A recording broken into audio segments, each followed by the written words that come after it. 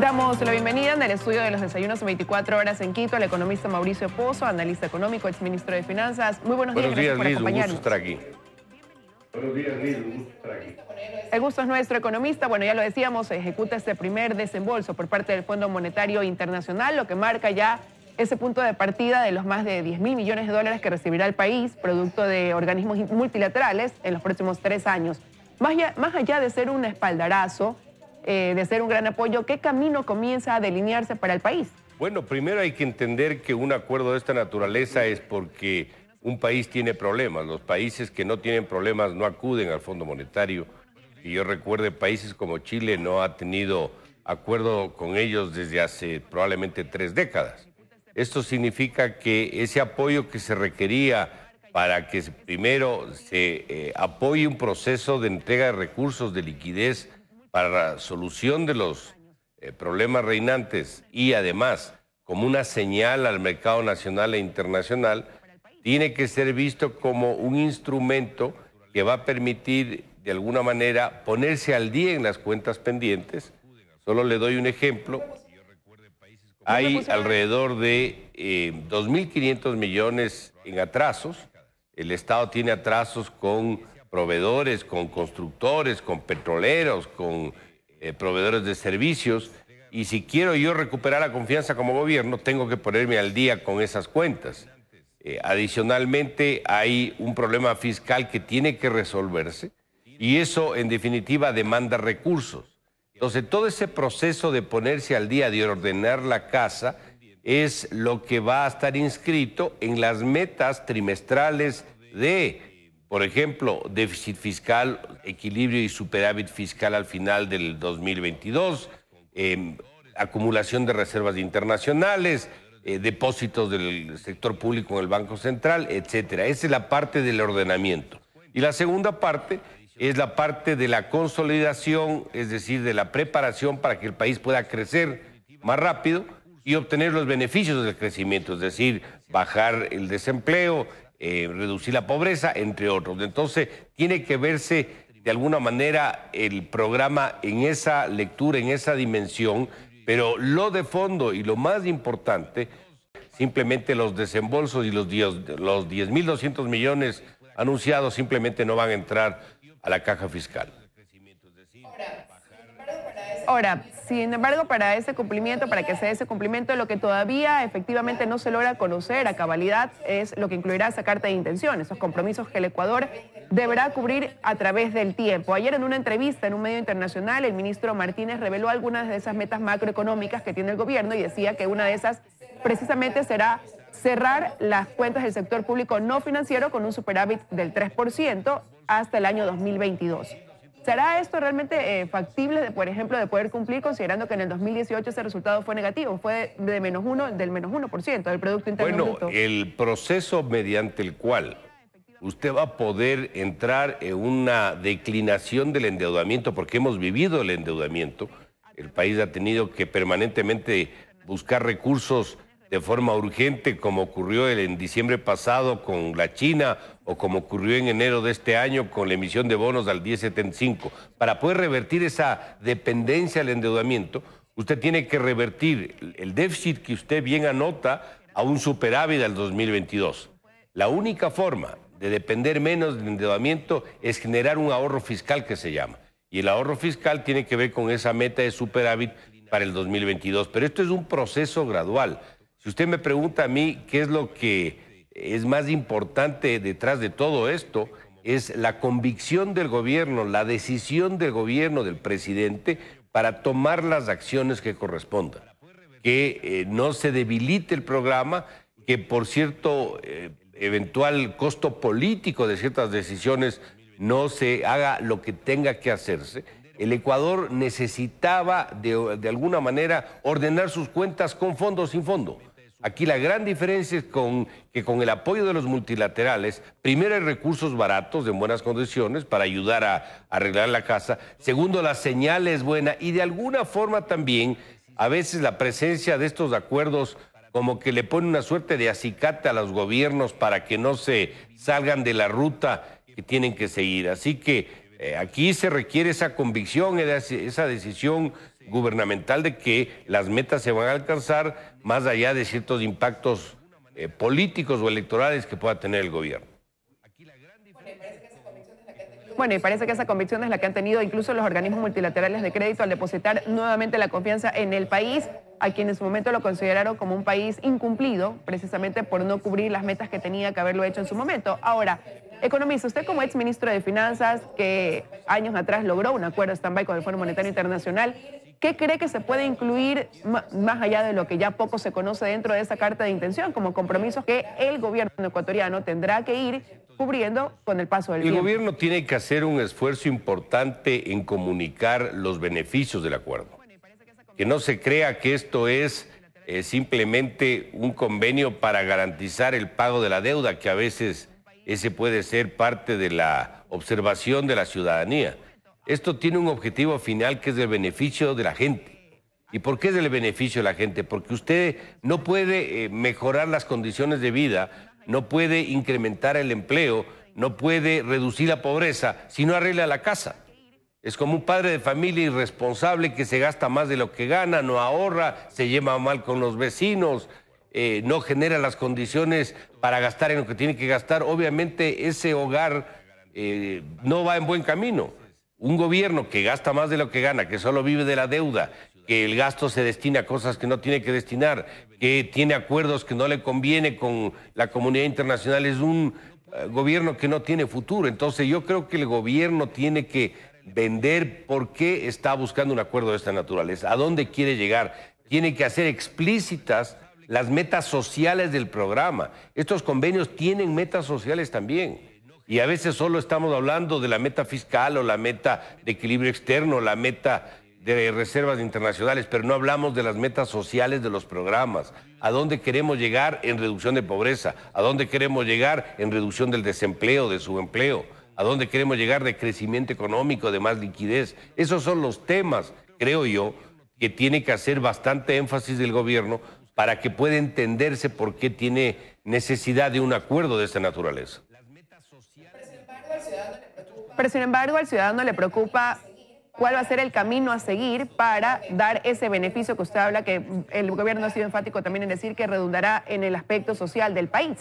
Y ahí lo que preocupa es que si bien esta casa ya se está tratando de ir arreglando poco a poco, pasito a pasito, hay algunas cosas que no se conocen, como que se adoptarán en el camino. Y ahí de repente se especula qué podría pasar dentro de esta carta de intención. El hecho de quizás proceder a una reforma tributaria, a una revisión del diésel, a una revisión del IVA, medidas que pueden ser muy duras, antipopulares, quizás por denominarlas de alguna manera, pero para algunos consideradas como necesarias y que podrían estar incluidas dentro de esta carta de intención. Hay que entender algo que a mi forma de ver es importante. Después de 10 años de excesos, después de 10 años de desorden, es imposible que el correctivo a esos excesos, y a ratos, ni siquiera digo 10 años, debería decir 11 años, no va a estar exento de cierto tipo de costos. En eso hay que ser claro. Pero si usted no hace nada y deja las cosas como están, esto va a ser bastante peor que no tomar cierto tipo de decisiones. Parte de las acciones del programa económico ya se han adoptado. Recordemos que se aprobó una ley de fomento productivo hace pocos meses. Ahí se involucran, por ejemplo, principios de prudencia fiscal, de disciplina fiscal, que nunca estuvieron vigentes en el Ecuador durante la década pasada. Y eso es importante y eso es bueno. Y adicionalmente ya se tomaron algunas acciones previas que normalmente con los multilaterales se observa eso mucho. Es decir, que el gobierno tenga la intención de corregir los problemas. Se acaba de tomar acción, como decía, en el caso de los combustibles. Yo creo que todavía falta ahí un espacio por cubrir. No creo que deban entrar en el gas. No creo que ni siquiera tengan pensado hacerlo. Probablemente en el diésel sí tengan que tomar alguna decisión focalizando sectores que puedan eventualmente verse afectados, como puede ser pesca artesanal, como puede ser transporte público de carga. Tienen que tomar decisiones en materia laboral. La legislación laboral en el Ecuador es una legislación obsoleta, caduca, que no permite abaratar los costos de contratación, de despido, no da facilidades para la contratación por horas, las formas de contratación son rígidas. Y esto, en lugar de ayudar al empleo, lo que hace es conspirar contra el empleo, porque el empresario, al tener estos costos, no contrata gente. Y esto es un tema que tendrá que resolverse. Y en materia tributaria, habrá que ver cuál es el proyecto de ley. Yo en lo personal no me gusta mucho el tema del IVA. Probablemente sí esté en la mente del convenio en el sentido de que el país necesita ingresos permanentes y el IVA es un impuesto, primero, muy rentable, que recauda todos los meses. Segundo, imposible de evadir. Tercero, es un impuesto que le da liquidez al fisco. Y eso le va a ayudar, no es como el impuesto a la renta que se cobra cada ciertas fechas. Pero eso tiene que ser visto en un contexto general, es decir, ¿qué va a pasar con el impuesto a la salida de divisas? ¿Qué va a pasar con el arancel promedio? En el Ecuador es del doble, por ejemplo, de Colombia y Perú. Aquí es del 12%, en los vecinos es alrededor del 6%.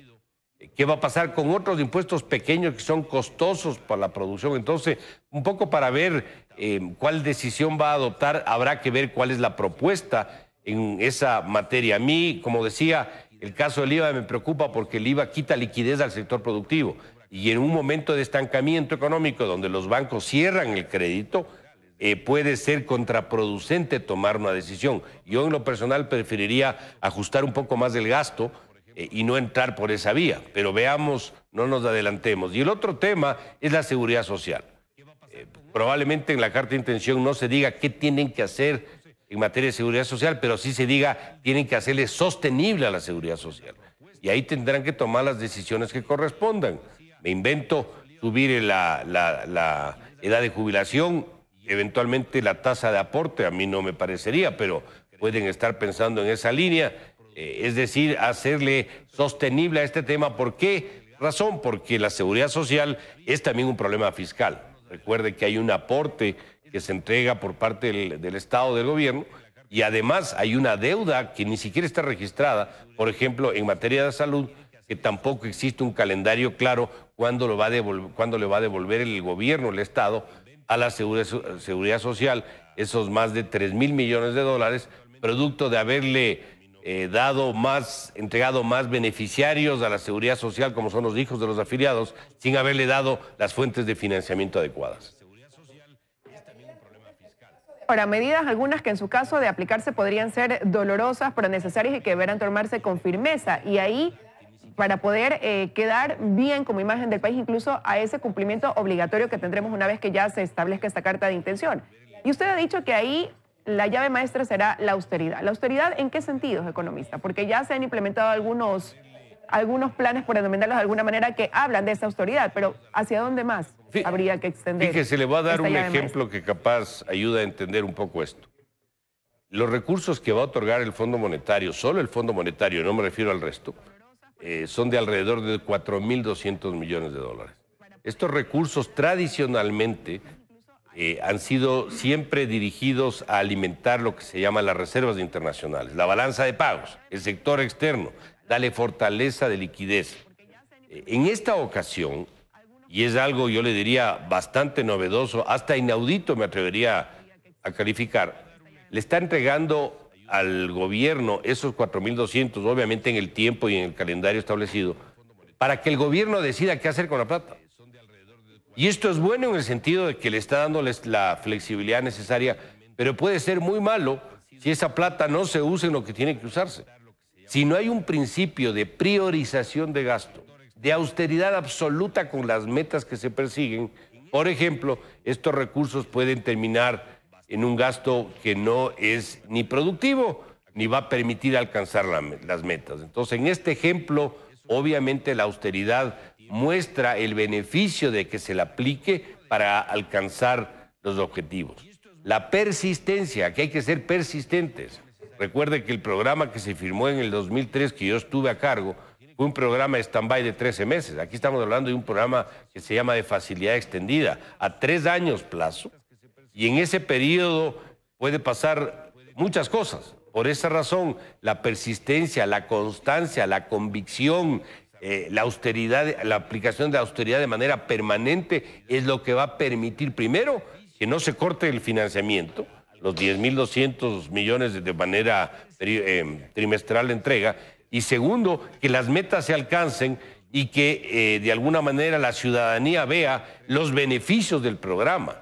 Eso es lo de fondo para que se vaya entendiendo que un programa económico ordenado sí puede dar beneficios sociales a la ciudadanía.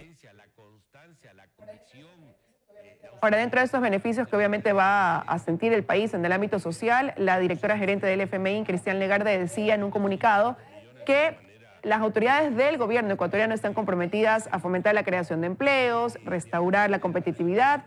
Mencionaba catalizar el crecimiento liderado por el sector privado, luchar contra la corrupción y aumentar la transparencia.